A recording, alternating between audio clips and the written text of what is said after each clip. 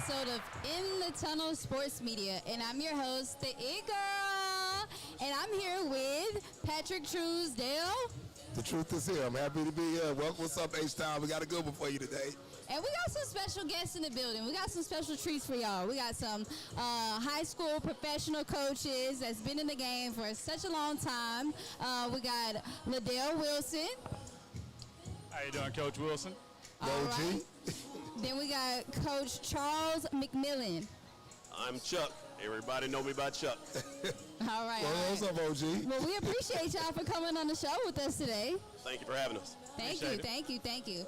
Before we get started, I'm going to give y'all a little background of the special people we got on the show. So, Coach Wilson, he's a retired coach of 33 years, and he's the first black head football coach in 3 districts, and he even won a state championship in 2007 with Lamar Consolidator, correct? Okay. Yes, Perfect. Well, again, appreciate you stopping by and seeing what we had to offer here in the tunnel. Well, thank you. It's always a pleasure to be here to get out and talk a little football, so I'm excited, ready to go. Perfect. Now, let me give y'all some background on Coach Chuck, all right? So, he is actually the new head football coach of how do you say the name of the school? St. Pius. St. Pius High School. He just got that position last month in June of 2026. Congrats.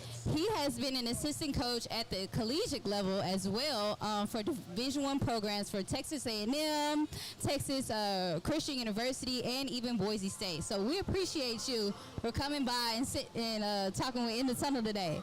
Well, thank you for having me. I'm excited to be here, and I thank Pat, the real OG, for bringing me here. Yeah. Perfect. Yes. And as you guys can see, we're at a new location. We got some new things coming down the tunnel for y'all. We're at the Savoy Lounge off of Emancipation and Third Ward. Oh my God, I always get it wrong. Third Ward, Houston, Texas. Historical Third Ward. So we appreciate the Savoy Bar and Grill for hosting us today, and we're just, excited to be here and excited to jump into these topics we have. So, Truesdale, we'll get started with you, okay? Oh, man, look, it's an honor for y'all both to come. And Coach Wilson, I'm going to start off with you because, like I say, what you have done before you retire, making history, is people don't realize there's not that many black coaches won state in Texas football. And I always respect you for that, and I just remember even giving you an interview, me and Ralph Cooper, the week of the game, and you being retired, but just tell us the feeling, what it's like making history in Texas and coaching Texas high school football. And a lot of people don't know, you was at your open model. Yes. To make history at where you grew up and where you went to school is something special because coming up most of the time I said my goal was I wanted to come back to my high school and lead to a state championship. And, fortunate enough, I came back and had that opportunity. But the feeling just to go back home and win that championship is something that you can't explain. You become heroes within time. I used to tell the players on the team, what does it feel like to resurrect the soul of a community? Right. Because that's what we did. At that point in time, I think Lamar had one of the longest losing streaks in the Houston area when we came in. Had 27, 37 people in the program, and so over those years, we grew the program to get the numbers up. Once we got the numbers up, we got competition. Once we got the competition, we got better, and it just kept going and going and going. And then eventually, we ended up winning the state championship in the 6th year of my career there. And the crazy thing, the year before y'all could have won state. Actually, and we thought that was the better team, and it shocked everybody. Without question, the team the year before was a better football team. The talent level on that team was out the roof, man. You just couldn't explain all the talent that we had. But I think the next year's team, they were more together as a group, as a team. There wasn't no individualism. Even though we had, the first Mr. Football state of Texas, it was no individualism. He got punished just like everybody else. Right. So people bought into it, and they respected each other, and they played great football. Right. So you went there, you went to Seven Lakes, right? Well, from Lamar, I went to C.E. King. C.E. King, okay. I was at C.E. King for 2 years, and from C.E. King, I went to Seven Lakes. I was at Seven Lakes for 7 or 8 years. Some of the numbers mess with me sometimes. So, man, you left C.E. King right after they started building facilities, huh? Well, no, you know what? When I was at C.E. King, the facilities had already been built. They built some facilities, but they didn't start on the Taj Mahal until about 2 years after I left. But all that stuff was in the plans. But it always had nice facilities. One thing about C.E. King is a very rich area for industries. Right. But just the area around the school is not very rich, but the industries provide that school with a lot of money, and so they're able to make upgrades and do some of the things that they have to do right now. And so now that's why, I mean, when I left there, I always figured it would be one of the best programs in the state of Texas once it finished, and they're there now. And they upgraded big time there, man. And what do you think about these schools now, how they really upgrading facilities? Because I know we're going to talk Dallas and Houston football, but one thing about that Dallas area, too, always had outstanding facilities. I know you know Coach Chuck. You know, with us competing now, I look at what North Show getting ready to build. Right. That's unreal, too. What do y'all guys think about that? Well, because I've recruited Dallas for about 11, 12 years, and you've seen the facilities just grow. And, you know, majorly you get indoor facilities, you get all of these things that the Houston area didn't get during that time. And so when you look at the area as far as Dallas and Houston, as far as football within itself, Dallas thrived off of that, and so when you look at it, they became better because of the fact that they had opportunities to practice with better equipment, better facilities that helped. Right. Okay. My first head coaching job, it wasn't about facilities, it was about getting turf. Yeah. So at that time, everybody was starting to get the turf, and they were going to try the benefits and stuff like that. But definitely, Dallas schools definitely have the advantages with all the indoor facilities. Another thing on that Dallas thing, too, with Houston and Dallas was kind of different. I know we're going to get into this a little later, but in Dallas, they built 9th grade campuses. And in Houston, we build high schools. Right. So the numbers change, and the different numbers change, and the population of the school changes, so it makes it a different story. So facility-wise, Dallas definitely is ahead of us in that case. Yeah. Okay. Well, perfect. We appreciate you giving your insight and telling us a little bit about your background. Make sure everybody jumps in the chat and put some footballs in the chat for our football legends and football coaches we got here for you guys today. First up on the totem pole is the question about, like, who has the best athletes in Texas as far as, like, what district? So we're going to start with you, Coach Chuck. Who do you think has the best athletes in Texas? What district? Well, I'm biased when you say Texas because of the area that I recruited. I got to go with my boy Reggie Samples at Duncanville.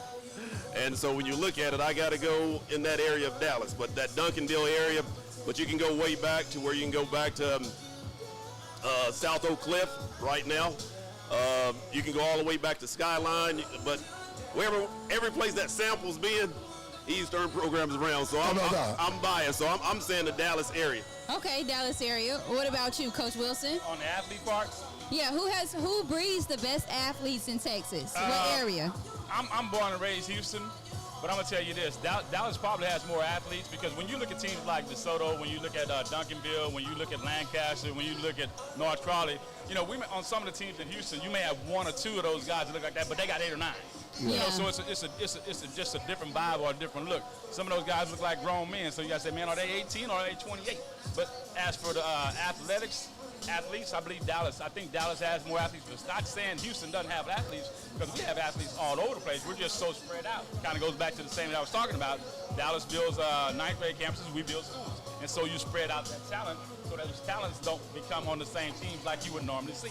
Okay, Truzo, I know you got a different opinion about that. I'm going to say, and I'm being biased, I'm going to say here, look at the draft 2020. And we're about to bring 5 guys in there.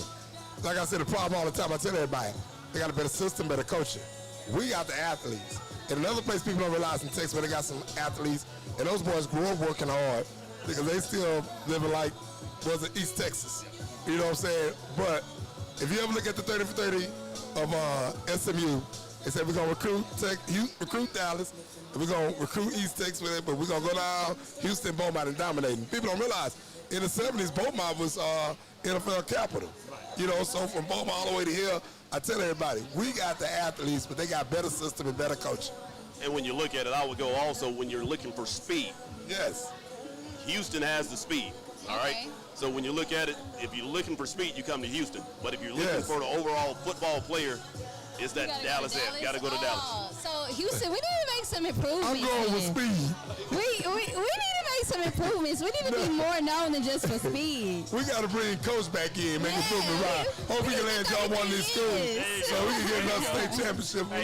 You know, like you talked about just on the athletes, they're athletes in both Dallas and Houston, all over the place. I mean, you can't go wrong. Just the thing about it is, as a recruiter, coach, you recruited before, you know, you can go 5 miles down the road and find the same athlete that you're going to find 3 miles here in Houston because it's all over the place. You know, like I said, they're spread out in the schools. Dallas is so centrally located. Like you go from Dallas, you can go to DeSoto, find 12. Yep. where you have to go this way. So that's what I'm talking about when you talk about the athletes and stuff like that. But we was talking about Sample earlier. The thing about Sample, too, is he's a true OG. We know that in the game. But Sample also been around a long time because a lot of these kids he coaching, he coached their dads, grandsons, great-grand. He's been around. So you're around a long time and still got that engine going. You know, you're going to get from a lot. People are going to go where you go, find a way to get there. Exactly. Yeah, so that helps a whole lot, too. So speaking on coaching, so you guys both have been in the coaching game for a long time. What's something that you implemented or seen like a trend that was back then and what's kind of different with it now? Like how has coaching changed and evolved over the years, basically? I would start off, it's changed because of the passing game and because it becomes a more offensive game. So it's like that hurry up, you know, the tempo when you look at it that way. But when it comes down to it, something that I've brought from when I played, when I was in college, and when I've coached, you know, it's the discipline. It's the character of the kid. It's the integrity of the kid. You can have the best athlete, but if he doesn't have that, discipline is the number one thing. He is just another kid. Okay. That's the key. I like that. What about you? It's Coach technology Wilson? and training. Okay, because so many things I can remember getting my first head coaching job, the technology was totally different. There was no such thing as huddle. You know, you were driving down the road exchanging DVDs with a coach or VHS tapes with a coach and stuff like that. So technology has definitely made a change on it because you become so much better with the technology that we have today because you can review it as soon as practice is over. You can go right in and watch that video. You can get online and find different things like that. And then just the training. At that time, you know, there was no such thing as summer strength and conditioning. There was no such thing. You had attack programs. You had the different programs that came in from the outside that were hired in to come in to work people out. Now you've got year-round training. So at one point in time, high school football used to be, you know, 7 or 8 month thing, but now it's a 12-month thing all the way. It's a 12-month. It's a 12-month job. So year-round, if you're not training all year long, you're gonna fall behind. Wow. Okay. He went back to talk about he talking about trading film and all that. I can just remember me helping a lot of kids get in school from the beginning.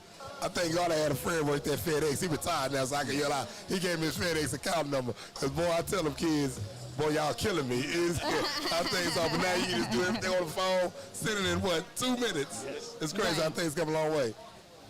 Awesome, awesome. So our next topic of discussion would be, what's some tips that you would be looking for, some skills that you look for in a standout athlete?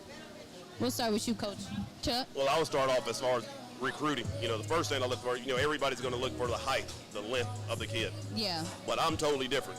I remember a coach telling me one year, recruit somebody taller than you. Oh, okay. And, now, what does that mean? Well, because I'm a short guy, about 5'9.5", 5'10", and when you look at most colleges, they're looking to take long kids, tall kids, 6'1", 6'2", 6'3", 6'4". For me, I can take a 5'10" kid and make him 6'1" by the training. Okay. So when you look at it, it's one of those things to where not that it's hard to explain, but when you look at the athlete himself, I'm always going to go back to the character, the discipline, and then it goes back to the hard work on the field. So it's I'm always looking for flexibility. Pat just mentioned it earlier, speed. All right, because you can't coach speed. And, and some of it is given to you, some of it you can work at it, but it's one of those things to where you go speed. You gotta have talent for it. And you gotta be aggressive. Football is a violent, physical game played by violent and physical people at a controlled fury. One of my famous coaches. I like that, how you put that together. I never Coach heard Bumpus that. used to say that because, once again, you gotta have people that want to be violent, but we just gotta control it. Okay, what about you, Coach Wilson? Besides talent and skill, which is going to be natural physical ability and speed and stuff like that, I think one of the most important things is the want to or desire. If that child doesn't want to or that kid doesn't have the desire to want to, they're not going to succeed the way they're going to succeed. Now, all the parents in the world could want that child to be successful, but if that child doesn't want to put in the time and do the work they can, it doesn't matter what that parent thinks, so it has to go to that child. So if the child has or the athlete has the determination or understanding and they want to get it done and they're willing to put in the work, they can have success beyond the thoughts of their mind. I like that. I like that. That was good. That was good. Well, to go back to everything, because I want to start off with you, Coach. How everything started from the beginning of your coach career. What was your journey? From the beginning, well, I started off as a junior high coach at Lamar Junior High School, and then from that point there, I was fortunate enough to jump the ladder real quick and got an offensive coordinator job in Victoria Strongman High School. Yes, I was there for 3 years, went to Galveston Ball for 3 years. After Ball, I went to Willow Ridge for a year, and then I got my first head coaching job at Lamar Consolidated High School. And that was a dream come true. It was my dream come true, which is my alma mater, where I graduated from and had the opportunity to go back and work. So then after that, I worked there for 8 years, I think. I can't remember, 8 years. CE King for 2 years, and then 7 Lakes for 6 years. Yeah. Show that ring, man. Show the ring? Yeah. That's my state championship Yeah, ring. Yes, sir. See that, Julius? I know you got one, too. Coach, let's go with you, Coach Chuck. Well, from the beginning, and definitely tell us about your new gig, how that happened. So I started off at Utah State as a student assistant for John L., where I played for Gary Patterson, the head coach with Charlie Weatherby. They were moving on to the Naval Academy, and Coach Patterson, who was a father figure to me, he just said one day, I was in the office, he said, hey, Chuck, he said, have you ever thought about, he actually said, what are you going to do when you graduate? And I said, I don't know. I'm probably going to go back to electrical engineering. He said, have you ever thought about coaching? And I was like, nah, not really. He said, I think you'll be a hell of a coach one day. And so they took me to Navy with them. And so now my big brother, Brian Norwood, the Naval Academy has a varsity team and a JV team. So I was coaching the JV team when we first got there in August. Brian Norwood, like I said, my big brother, my mentor, he was diabetic. His sugar levels would go low, and he would be on the field in a blank stare.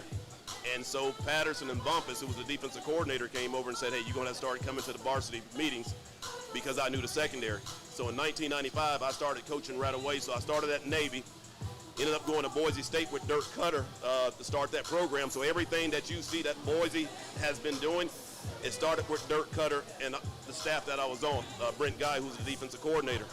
Then I went back to Navy with Charlie Weatherby as a civilian coach, so to speak, because when I first went in, I went in as an officer, and I was there with Charlie Weatherby, and then I left from the Naval Academy, went to Emporia State as a defensive coordinator, ended up at Cincinnati with Rick Minner, ended up at Indiana with Jerry DiNardo, and I didn't go to the coaches convention one year. Patterson calls me and says, what are you doing? I said, I'm in the office with Coach DiNardo. He said, how come you're not at the convention? I said, I'm not looking for a job. He said, you don't have to be looking for a job. He said, I think it's time for you to come work with me. So I left Indiana, went to TCU, and I was at TCU, and then from TCU, I go to A&M, and then, A&M, when we get released, I was with Mike Sherman at A&M. I was with Coach Patterson at TCU, but when they released us, I wanted Bryan High job. That's the only job I wanted. I wanted to be a high school coach where I'm from, Bryan. So from there, I ended up going to A&M Consolidated High School, and then I went to Prairie View as a defensive coordinator, and then I went to New Mexico, and then I decided to get out in 2017 to start a high school football program that's starting to develop while we speak. Yeah. Okay, perfect. That's a long resume y'all got there, man. And you was at IU or IU? Yeah, I was at IU before IU was IU, but hey, Jerry DiNardo built those facilities. Yeah, but Coach, how did you major in engineering, play football? You was really that smart, when I started off in engineering, put it like this, because I stopped studying, so I would go to chemistry, then I would go to another class. At the end, they said, you've already graduated, because I had took so many cluster of classes. But then when I decided I was going to go back to engineering, they said, you're going to need another year and a half. And I wasn't going to do that. So now you landed this. Yes. Now, tell us what's going on with that. When I started the high school football program, when I first came out here, I was there for 8 years as a head high school football coach. Things we didn't see eye to eye, and so I moved over to Second Baptist, and I was fine at Second Baptist where I was working with Coach Beck, and wasn't looking to leave Second Baptist at all. Late May, last week in May, I get a phone call or a text from a friend that says, hey, St. Pius need a head football coach. You need to apply. And I'm like, okay, I don't apply. I get a text message 2 days later, send your resume, da-da-da-da-da-da-da-da. So I sent my resume, and I do a Zoom the very next day. 2 days later, I get asked to come in on the interview. And with the interview, I thought I was just meeting with the AD and the assistant AD. It was the head of school, the principal, and the dean of students. And I didn't have anything to present because I wasn't looking to leave. But throughout the interview, when the questions start flowing, and then I just got what I know, 2 days later, I got offered the job. Based on that resume, man. Yeah. So what's the goal there? Get it back going. The goal right now is to start, it's not a rebuild. The foundation is there. It's to build it how it should be built. When you look at it, And I'm not going to compare us to any other private school around here. I'm going to compare us to a C.E. King. I'm going to compare us to a Duncanville, to where you got to have hire the right coaches, but also you have to make sure you have the facilities. You have to make sure you have the equipment to get it done. And since I've been there, the head of school, Mr. Bates, Mrs. Ware, Christiana, who's our admissions person, and our AD, kind of has helped me in this process to start things the right way. Wow. So that's my journey. So I'm there to build it up. And so, so if you want to come there for academics, come on. And then I'll allow you to be there for athletics also. Man, I appreciate y'all coming. Before we let y'all go, Coach, I got a quick question, real quick. Who's the best out of Black Jesus, Jarquez Rogers, Landon William Callis, Black Jesus? Two cousins. You coach them. I had the opportunity to coach the Quiz, and I've had the opportunity to watch Landon. In my heart, I'm always going to say Quiz because I wouldn't be where I was because of some of the efforts that him and his brother put in. So to me, it's that. But now, just on pure running back abilities, Landon is faster. I think the Quiz has a little different running back instincts than he does in coming out of cuts. But you got to look at it. When Quiz finished, he's had 136 touchdowns there at the state of Texas. Oh, yeah. So when Landon finished, he's going to lead Texas in something else, too. So in each of their ears, both of them are good. Both of them are best. That blood, boy. Hey, to me, like I said, I still got to go with my boy Quiz. Man, I'm happy y'all came. Y'all got to come back. Y'all got to come back, man. It is without question. Again, we appreciate y'all for coming in and telling your story on the show. And now we're here, a quick video from one of our sponsors. Hit it.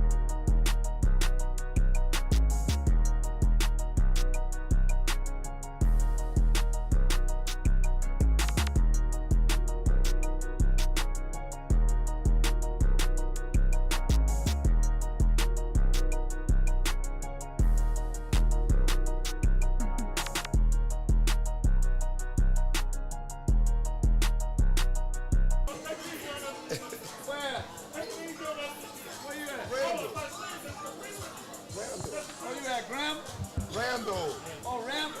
Man, stop it, man. Stop it. All right, and we are back. Welcome back, everybody, to In the Tunnel Sports Media. And if you are in the chat, I see we got people on the live, but I don't see nobody on the chat. So I would need everybody to drop some fire, drop some footballs, drop something in the chat to wake us up. Get involved, y'all. And also, make sure you guys like, comment, subscribe In the Tunnel Sports Media on Instagram, TikTok, LinkedIn, Facebook. We got it all. As you can see, we got some more special guests on the show with us today. And I'm going to get into introducing them. They are part of the Texas High School Coaches Association that just happened in Houston this past weekend. It was the 94th annual. And welcome onto the show, guys. How y'all doing? Thank you. Thanks So, for having us. no problem. And on my right, we got Coach Skip right here. Yep. Westfield. How y'all doing, everybody? No problem, no problem. Then on my further right, we got Coach Flowers. How are you? Doing well. Thank That's y'all for having perfect. me, man. Appreciate Look, it. cuz in the house. All right. Probably done got down here for you. You got down there for some fun. Yeah. That's awesome. Let me give y'all a little background on the two coaches that we have sitting with us today. So Coach Skip, he's a former head coach for New Orleans, and he is now the assistant football coach at Westfield High School, and he serves as the safeties, special teams, and discipline coordinator, okay? And then we got Coach Flowers right here. He's the athletic director and head football coach at Taylor High School in Taylor, Texas. He started with his current program in 2018 as the defensive coordinator and got promoted to his current position in 2023, where he instills a strong team motto, commit to the T on your chest. Yes, sir. Right? Yes, sir. Perfect. Well, again, y'all, drop some footballs in the chat for our special guests. And again, thank y'all for coming on.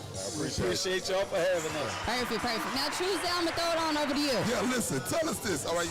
It's been coaching school all week.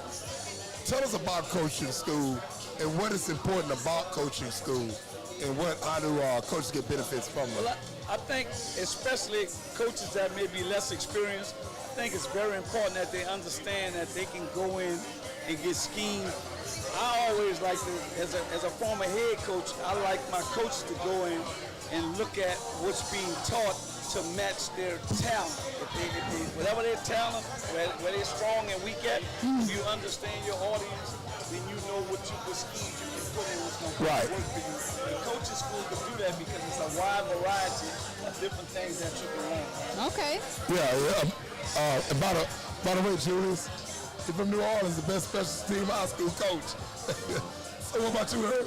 Man, it's more about, for me, it was about the networking. You know, get a chance to get around other coaches, pick their brain about different opportunities and different things you can get into to really help your program out. So I like more of the network part of it. But like I said, when I speak about the networking, you never know what happens with your next job or whatever the connections you make. So I think it's very important that we need to continue to do it. So that's why a lot of interviews end up going on too at the same time. Coaches looking for coaches. Yeah, yes, sir. So I'm down here trying to hire at the same time. You know, I'm still looking for a head track coach. Y'all know one, let me know. Hey, put your applications in now. We got that same thing going on at Westfield. We got 2 coaching positions open, so call Coach Jasmine Black and he'll walk you through it. Hey, if you're looking for a job, you know where to find them. All right, guys. So since you guys are 2 high school football coaches, I got some questions tailored specifically for high school athletes and high school coaches. So the first question is, are high school students still considered student athletes since they can get paid, or now they just consider professional athletes? You got the big time, but you go. I'm always say that they're student athletes because here's what happens. Okay. They can offer you all the money you want to, but if those academics not in place, if the core GPA is not in place, it's a description of your character. Nobody's gonna give you money if you're average.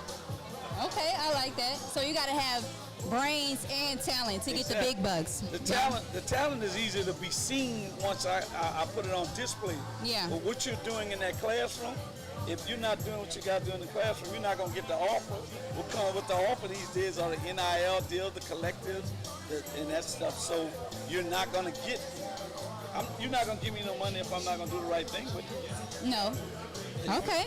And that's Coach Skip's take on it. What about you, Coach Flowers? Well, I just think it's just really big on, like he talked about the character part of it. You know, you got your character. Our programs are mainly built around trying to develop young men and women. Okay. So you get a lot of people who, once they leave their program, they might not be a professional athlete. They just might be a college athlete who actually learns how to work in the real world. You got to have those same traits and that character that he talked about to be successful. So it's not really about the money. Our program is about building character and helping them. Okay. Yeah. Truesdale, what you got on that? I'm with them. I mean, you know, it's like life after football. So it's always going to be student athlete to me. Like I said, everybody going to go pro. And you have some people, kids that use football, use a scholarship period just to get the free ride and save their parents money, and they know what they want to do afterwards. And it's like after sports, they take advantage of it. So it's always going to be a student athlete. You always going to have your athlete focus on pro. You can really go pro, but a student athlete going to play a role. Hell, a lot of these guys go pro, but they want to do other things in life. They got to go back and get their degree to do that, such as what y'all guys doing, coaching. And I have the fortunes at Westfield of teaching business management and business practice. Okay. So I get to influence our kids about investing, talking about how important it is to start your own business, or whether it's an LLC, or S corporation, different types of businesses. So I teach that. So when we talking to our student athletes, it's basically we just kind of trying to tell them That's what you need to think about, because here's the numbers I always give. Less than 1% of all high school athletes make it to them 1,500 that's in the NFL. And Right. less than 2% in high school make it to play college football. But you can always go get an education. You can always get an education. Or I you really can like always that. start your own business. Or you can always get a trade. Definitely. We got some comments in the chat. So let's see what the chat got to say for y'all, okay? It says, what do you look for in an athlete? Do you look to groom and develop, or do you want a star? No, I couldn't hear the question. Okay, it says, what do you look for in an athlete? Do you look to groom and develop, or do you look for a star? I look at groom and develop. I'm Okay. all about that because oftentimes, you know, a star, you're a star because of your measurables. That don't necessarily mean you're a great football player. That means you have the measurables. Okay. So that's why I say grooming. You know, when I get a person on my campus, I want to see what they do well and what they don't do well and try to strengthen their weaknesses. So if you got the measurables, but then all of a sudden you got the skill set to go with it, that's going to make you unstoppable if you got the character that we talked about. Right. You know what I mean? So it's all about that, in my opinion. Okay. I did want to piggyback off of, because I was reading up on you, doing some research, and it says that the commit to the T on your chest, and I know you said you want to groom and build up your athletes. So what does that mean, commit to the T on your chest? So for us, it's Break it more. down. I'm sorry, I didn't mean to cut you off, but it's more along the lines of I'm the athletic director, so I get these kids in middle school. Okay. So when I first got there, it was kind of we had kind of an issue of kids going to other schools, and kids want no to be school more pride. about what they get from an individual standpoint. We're trying to push more of the team concept, the T on your chest to Taylor, Yeah. and that's what we were all about, commit to the T. So commit to that. Commit to making your program the best it can be. Since we're a 4A school, we're a smaller school, so we want our athletes to play all sports. Yeah. So not only I want you to play football, I need you on the track. I need you on the basketball court. You know, I need my girls who play volleyball. I need them on the soccer pitch. I need them on the basketball court as well. You know, we have, you know, 2 young ladies. I got a freshman state champion in golf, and she won 4A and almost broke the record as a freshman. Oh, And then wow. my tennis player, she was a 4-time state champion. So, you know, those athletes are running through our schools. I always say we got champions walking our hallways. We just got to groom it. Okay, I like that. Definitely, I definitely, forgot. definitely. Look, Caleb, not only head coach, he's the AD. Get it right. He's the AD too, head coach AD. Yes, awesome. So what about you, Coach Skip? I think development is critical, because when you bring in one of the hardest things to do is, let's talk about football. When you're coming from middle school to go to high school, your body has to develop, because if you get in high school, you may be going against guys that's been in that weight room, Yeah. growing, that spurt from 13 to 16, and you 13. So if we don't look to develop the mind along with the body, what happens is they fall behind. What they do, they get discouraged. Yeah. They get discouraged because it's like, well, I used to be the man. Yeah. Not everybody bigger than me and the best. So you got to be careful, because if you don't bring them through a process of development, that's how you lose players. Oh, I like how you put that.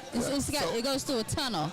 So it's important to go to the middle school to get the system down and go over there and work with them, so they already be aware of what's going to happen. So, because what happens is, like I say, football is more, it's got a little emotion. Really, most sports you got to have some emotion to have momentum, right? So to get that momentum and all, you got to have that confidence. What comes with confidence, the more knowledgeable you are, the more confident you are. Okay, yes. You got to teach that, and if you teach fundamentals, assignment sound, it turns into discipline. You can't lose with that. Yeah, You teach can't. you life skills too. Yeah, them life. See, when you teaching that, we can use our sports as a tool for life. If you Momentum. and just relate it to life. You can. Sports definitely helps you with life skills, and you don't even realize it when you're going through it until after. You're like, man, I learned this from this, or I can relate this back to this. So since you guys, again, are a part of the high school realm, so we have another question in the chat. It says, how do you deal with overzealous or overreacting parents? Oh, that's a good We're one. gonna have That's a athletic good one. director. Whoever said that in the chat. I deal with it all the time, Okay. but it is one of those things where you got to get the parents on your side in terms of letting them know that, hey, I'm here for the best interest of your child just like you. Right. We talk about building character, building young men, building young women. That's what we all about. We're on the same page. Now, we can't look at it from an individual standpoint of what's best for your kid all the time, but what's best for the team. The program, And what's yeah. best for the program. So, you know, I always tell them when I make my decisions, it's hard, but as long as I'm making the decision in the realms of the kid, I'm fine. Okay. You know, and it might not be the most popular, but I can sleep at night because I know it's best for, you know, that kid in the program. You know what I mean? So I think that's real important. You know, get on the same page with the parent as far as I'm not trying to do anything to your kid wrong. I'm trying to look out for our program. I'm also trying to look out for your kid, and not everybody understand that. Right. You know, we going from a society that's more individualistic. Yeah, instead the when we team, grew and up, we can it do was it more about the together. team. Yeah. You know what I mean? And then we're just trying to get that back. You know, that's how you build strong programs. You know, it's just those individual people, individual programs, they flash in the pan. They'll win in 1 year, you never hear from them again for a Exactly. while. But those teams that sustain for a while, like Westfield and all those teams, it's family. You know, it's more about what we do as a Building a program. village. Yes. ma'am. What about you, Coach Skip? Well, when it comes to How you deal parents, with because them I've been an difficult athletic parents? director, head coach, coach multiple sports, I use one word: honesty. Okay. Honesty doesn't always mean that I'm gonna tell you what you want to hear. Right. Now I like Coach Black, our head coach and athletic coordinator, Desmond Black. He always tell our kids, he say, all right, when y'all have a problem, I'm gonna come in there, but Coach Skip undefeated with the parents, so y'all gonna have to deal with him. But what happens is, I think if you stay ahead of them and let them know, all right, look, he's second string, and I'm gonna tell you why. I don't mind telling the parent why, but Okay. I'm also being told that kid. And a lot of times, if you make the student athlete understand why you might be second team, why you might be on JV, why you might not be pulled up, a lot of times they can sit down and go explain that to their parents.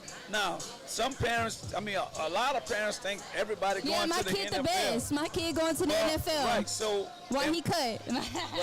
what I make sure I stress to parents, and this might not sound good, I stress to parents that, okay, what do you do? I own a trucking company. How many years you coached? Start hitting them with them questions. How many years you coached? Yeah.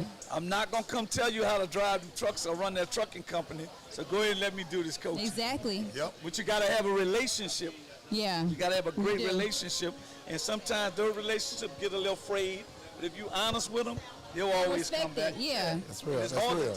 it's hard to dislike somebody who you respect. That's I real. like that. That's real on both of y'all, man. Because these days, these parents, it's another world. And Skip, you know, we go way back. You I know, remember you coaching the boys out the mud in New Orleans. exactly. And these boys been raised around like we know what goes on, yeah. We got one more question in the chat for you guys. Man, they are coming for y'all. They said, do you let the kid pick their position or do you pick it based on size and skill? Hey, I'm like this. Right now, I have a kid came out there. He's 6'4", about 235. He's 14 years old. Now, in middle school, he was bigger than everybody. He was more athletic than everybody. He was faster than everybody. So he was playing running back, receiver, tight end, Oh, he had all the quarterback. positions. Well, here's what I do with a kid like that, and I sit him with his parents. Listen to me. Let me see where his genetics come from. Okay. See, because he may stay at 6'4", 230, Yep. or if his dad is 6'7", such and such, and he look like his daddy, he's probably gonna get taller. Well, it's a two-way street. I want a kid to play where he like to play at, and I'm gonna tell you where we run into that problem at all the time. Everybody grow up playing receiver. Everybody want to catch the ball. Yeah, You run with it. understand? Get the But I tell touchdown. the defensive backs, come play DB, man. You're still a receiver. You're just a receiver that can't catch.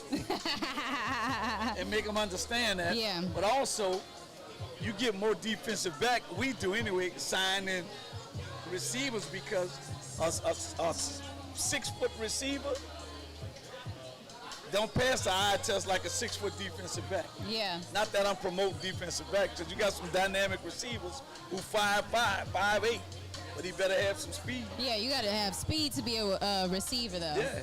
What about you, Coach Flowers? what What's I your do, take? man, I ask them straight up, ask the kid, I say, hey, what's your goal? And usually most time they say, I want to play college football. So I pull out the measurements and everything. Okay. So if it's a kid who, you know, has the talent and he has certain measurements, I say, hey, look, your skill set, it translates. This is probably what you need to be doing. You know, currently I got 2 freshmen who got over 10 offers. And kind of the situation with them, they played different positions in middle school because they were so great athletically or bigger than everybody else as well. But I said, hey, what I'm trying to do is I'm trying to help you further your career as well as help our team. So with that being said, it's going to be hard to be on the field if you don't know what you're doing. Okay, okay. So I try to put you in position so it help you be successful. So sometimes you should be a quarterback, but I want to get you on the field now, so I get you on the field another spot to help us out. But then I get you back to your quarterback position and all those type of things. So I try to mend all defenses, try to find ways to help them be successful. So at the end of the day, that's for me. I'm about the kids, you know. Yeah. So I'm gonna get you on somehow. You put the information in front of them and kind of weigh out their options from there. Okay, I like that. Truesdale? Well, I mean, you I'm got like anything? Skip. I tell a lot of kids all the time, everybody want to play receiver instead of DB. You go to camps, the line be long. Right. I tell kids, look, if you ain't making plays at receiver, you got to be, look, get on the other side. I didn't change so many people's lives, put them at DB because that's where the money is, not just in the pros, even in college. Everywhere. Because a lot of these colleges playing 7 DBs, they spread. And we got some of these universities like LSU's, the Georgias, the Ohio State, they coming out early. Right. So you coming in, them DBs always getting drafted. So you got to put yourself in the right place at the right time and be real and play the position. Because like Coach Flowers just said, what's your goals? What you got to do? This is what's going on. This is the measurements. This is the speed. You know. And we got to evaluate and make effective assessments on their talent level. Yes. So like kind of just piggybacking on that, man, we always tell our kids, look, you got 4 things. You got height, weight, speed, and your character. Yep. At least 3 of those ain't got to be elite. Right. At least 3 of them got to be elite. Yep. If you elite on 3 of those things, you got a chance. See, you know. Look, Kayla, she knows. See, people don't realize being a major ed is a sport to me. That's what I'm talking about cheerleading. And you played the band at Southern. You know, being a major ed for a prime example. I know y'all had some girls could dance with attitudes, whatnot. Yeah. But you know, you had to have that discipline, do all that routine. That's a sport. Everybody can say cheerleading. I would say that's the foundation in sports, like, period. Discipline and teamwork and working together and listen to the coach, things of that nature. You have to have that to be successful in any sport. Okay. Perfect. Well, I have one last question for you guys. We asked the other coaches this, so I got to ask y'all this. Who has the best athletes in Texas? What county? So they said it was Dallas. Now, I need y'all in Houston. I need y'all to come with the Houston. So who y'all think got the best athletes? What district, what city, anything? Dallas, East Texas, South Texas. I think, and I'm going to say, personally, I think from being here 7 years now, I think Houston has the more athletes. Okay. Measuring who's the better is kind of hard. I think Dallas. You gotta give us an answer. Dallas. I think what happened with Dallas, the way their programs are set up with their strength and conditioning, guys who concentrate on that, we don't have enough of it down here. Now, raw and natural athletes, I really think Houston has them when it comes to speed and flexibility. Okay. Okay, that's kind of what they were saying, too. They were Julian said saying they got better systems. that Dallas has the better system. And I agree. But I agree, you know, like as far as Houston remind me of Florida. Yes. You got all these athletes down here, and it's so many people. But it's kind of hard to reel them in because you got so many hands in the pots and going everywhere else. When Dallas got together that nobody else got is they stick together. Yes. They stick together. You basketball, too. They stick together, man. That reminds me of where I'm from in New Orleans. It's like, you know, and Pat we know about the New Orleans people. I was a head coach down there, and I was actually the president of the Minority Coaching Network. Okay. So we had rules. We had those unwritten rules, you know. President. Don't go mess with nobody players or whatever, you know. If you're going to mess with somebody else players and they're not in our organization, we're going to kick you out of our organization. Right. But the most slept on athlete is Central Texas, though. I'm going to have to tell you that. He's sleeping on it. That's sleeping on it. Y'all got to wake us up. They got to wake us up. We ready to be woken up. We're going to get you. Look, I got, before we leave, got a question for both of y'all guys. What's the goals this year for Taylor High School, Taylor Texas? Man, our main goal is the next step, man. We trying to make a playoff run. You know, we've been in the playoff 4 years in a row. Now it's time for us to make this move, man, and show the Ducks are serious. Yeah. Hardest game, you think? What's that? Hardest game on the schedule, district-wise. Davenport, number 6 in the state. You know, they got athletes that they coach well, so it's gonna be a tough game. But athletically, we match up to them. We got to complete discipline. Right. All right. Yeah. Well, what's Phil going to do? What's the goal? Goal is on the field, state championship. Off the field, everybody have at least a 3.5 in broad core GPA. We want them all A's on that team. Yeah, but I figure the smarter athlete normally is going to outplay the athlete, the regular athlete. Because if you go check the NFL out, go look at how many, the team that normally wins the Super Bowl had the most degrees. Hey, any coach, young coach, even a college coach special teams. You want the tips. I don't know why I don't do no special team thing down there. It's one of the best special team coaches out there. Appreciate that, Pat. With that, though. I'm just, but I always tell people, I think I do a great job on special teams because I go get them great players. and I'm going to say this. This is my cousin. I love my little cousin. When he was a kid, I knew he had sports in him. Played at Kentucky. He really part of that Hail Mary against LSU. Oh, you a hater, man. I knew that was coming. I knew it was coming. But I'm so proud of you, man. Yeah, I appreciate and you reach your goals, man. More to come. So definitely gonna really look out. And once you come to South Texas, so we could somebody that wins the championship down there. Anyway, no, man. I really thank y'all. I know y'all got a big schedule coming up to this year. Yeah, we looking forward to it, man. Black Jesus, Uncle Rodney. Yeah, I'm gonna go back over there and talk to my guy over there from Randall. I want everybody to know that Randall done already told us, and I ain't gonna say that. Man, I really appreciate y'all coming, man. Appreciate y'all having us. Yeah, man. We appreciate y'all, man. Come back. It's home for y'all. Anytime. You know, Pat, you know you my guy. Yeah. It was great meeting you. It was good meeting you, all right? too. And y'all Nice meeting you. I like y'all. I love this setup, man. Yeah, y'all all appreciate three y'all you. got a lot. Y'all swag fraternity bands and I stuff. just, well, he on. TSU's Ocean Okay, Soul. all right. Well, I ain't gonna hold that against him. Hey, no smack talk about TSU or Ocean Soul. I'm Austin Southern Band. Oh. October 24th. Y'all know why? Y'all know why the game? Y'all know why the game being played in NRG, right? Why? That Southern Band coming. That you. Hey, let me ask y'all a question. Let me ask you a question. Where y'all band director from? Hey, what that's supposed to mean? What that's supposed to mean? Hey, then y'all smart. Y'all go get the best. Man, whatever. Y'all got whatever. 50 more band players. I don't know if they're in school, but I'm just playing. But I love my swag schools. We love the You swag. know why? We love the We swag. might go at it with each other on game day, but we stick together. Of course. Swag Y'all love unity, coming to swag Houston now. love. We use that Oh, stuff, yes, indeed. Look, y'all know what swag stand for, right? What does it stand for? You tell us. Southern wins another championship. Oh, Lord. No, time to go, y'all. we kicking him off It's the show. time to go. It's time to go. Southern chat line. Look, don't feel bad. My daughter went to LSU, right? She'll tell you that stands for Love Southern University. Hey, you know what, though? Before you leave, what do you think the change at Southern? I like the change. I think I told like that defensive coordinator, the change at Southern. What do you think will happen at your alma mater? What Coach Falk. Marshall Falk. Well, what's got to happen is, because Southern is hard. He's going to have to really come in, because I know he's been disconnected for a long time, and really recruit from Baton Rouge, River Parish to New Orleans heavy. Get those guys there, because that's going to put people in the stands. And then get out here in central Louisiana and go get them linemen, because that's where the big boys at. And then from there, cover your base. You Well, gotta Southern get gonna your always base. come to Houston. That's where the best at Yeah, anyway. they're coming to Houston. Now So look. come on, don't leave A-Sound down there. But look, we got the history up Texas Southern signing kids from New Orleans. One of the best corners. You can't do that. Not TSU. No, TSU, we trying to be on the come up too. Y'all are. I root for y'all. I'm just not gonna root for y'all on September. It's October okay. 24th. We gonna have enough supporters on October I'm find y'all 24th. now. Hey, TSU Hey, got that find new us. facility coming. Find us.